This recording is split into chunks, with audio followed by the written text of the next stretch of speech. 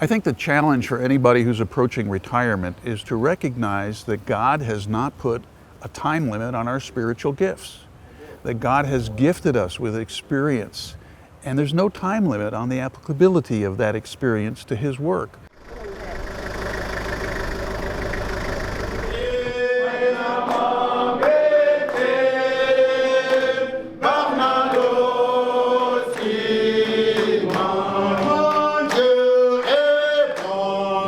The history of how I've personally got involved in this stems, of course, to my retirement. Prior to that, I had over 25 years experience working in 2 Fortune 500 companies, mostly in roles around marketing and marketing information systems. But as my wife and I considered approaching retirement, we were very cognizant of the fact that you have to think about what you're retiring to. It's not just a matter of, oh, now we put our feet up on the sofa and you know, watch TV all day.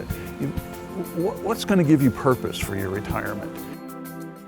About that time, our church, Park Cities Presbyterian in Dallas, had a series of missionary training, and I was always very interested in missions. And so I said, my wife, why don't we join this, take this training, and see what God has for us in it? Well, it was the Perspectives course on world missions, and it really radically changed our whole viewpoint. And we recognized that we had gifts and experience that we could use firsthand in working with people overseas in a business capacity. The missions director at the church approached me, and I talked with him about what we were thinking about.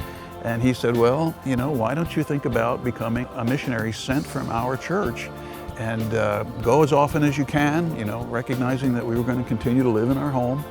God just opened the door and showed us that the gifts that He had given us, the experience He had given us, the training He had given us, all of that was well suited for use on the mission field. What I like to tell people who are approaching retirement is don't retire, redeploy. Redeployment is that thing that happens with an army when it's done fighting on one front and it moves to another front.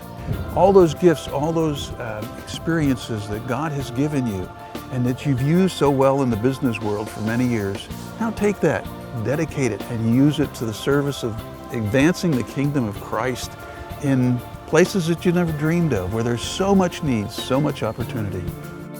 I talk to a lot of retired people, and they all say, I wish I could do what you're doing. You know, well, of course you can do what I'm doing. I'm not special.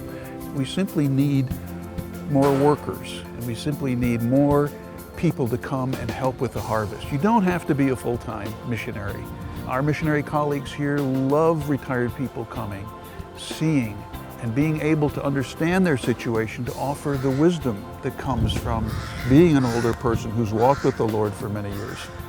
There is no limit to the opportunity for people who are willing to invest the rest of their lives in building the kingdom and sharing the gospel of Christ. Anybody with any background, any skills can come and work in the Lord's church around the world.